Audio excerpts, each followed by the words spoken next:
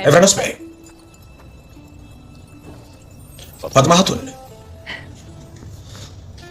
አንቺ እንደርሱ ፈገግ ስትይ እኔ የበለጠ ደስተኝነት ይሰማኛል። ወንድሜ ይቅርታ አድርጎልኛል። ትከሻዎቼ ላይ ያሉትን ሸክሞች ሁሉ አውርጃለሁ። አላህ የተመሰገነ ይሁን። በቅርቡ ለእኔም ይቅርታ ያደርግልኛል። አዎ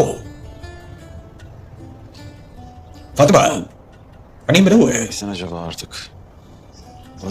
ሌላ ተጨማሪ ስራ እንዴት ልታገኝ አልቻልሽም? አንቺ ከጥሩሹ ጋር መታገል ይኖርብሻል። ተመልከቱ፣ ይህ ሁለታችንንም አንድ ያደርገናል። ኤቨረስ በይ ሳንጋባ በፊት በስራ ውስጥ ጣልቃ መግባት ጀመርክ ማለት ነው። ጣልቃ መግባት አይደለም ግን እንጋባለን እኮ ታውቂያለሽ አይደል?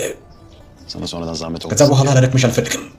የእህቶች ኃላፊ ነኝ። ከዚህም ባሻገር ጥሎሽ አለኝ። አስታውስ፣ አልፈልጋቸውም እነርሱ። ኧረ እውነትህን ነው። መራጮን ግን እንዲያው አንተ መጀመሪያ የወንድሜን ፍቃድ አገኝ፣ ከዛ እንደምንጋባና እንደማንጋባ እናያለን። ምን እምቢ ሊለን የሚችልበት እድል አለ እንዴ? አላውቅም። እርሱ በአንተ ላይ የሚወሰን ነው። የእርሱን ፈቃድ ከማን ጋር ሄደህ ነው የምትጠይቀው? ከማን ጋር ስትይ ብቻዬን ማድረግ አልችልም እንዴ? ወንድሞቼና እናቴ ሊያሰቃዩ ይሞክራሉ። በመጀመሪያ ሙከራ የእነርሱ ፈቃድ ማግኘታችን የመጀመሪያ ሙከራ፣ ሁለተኛ የሚባል አለ እንዴ? ምን ያህል ጊዜ ነው ማድረግ የሚገባኝ? የሆነ ሰው 3 ጊዜ በተከታታይ መጥቶ ጎብኝቶ ነበረ፣ ግን ሊሰጡት አልቻሉም። እኔ ሁሉም ሰው የመጣ ሁሉ ሊቀበለኝ ሊወስደኝ አይችልም። ምን ግድ የለም በቃ ተወሽ። እንደውም ማወቅ አይገባህም እኮ አንተ ፋጥማ።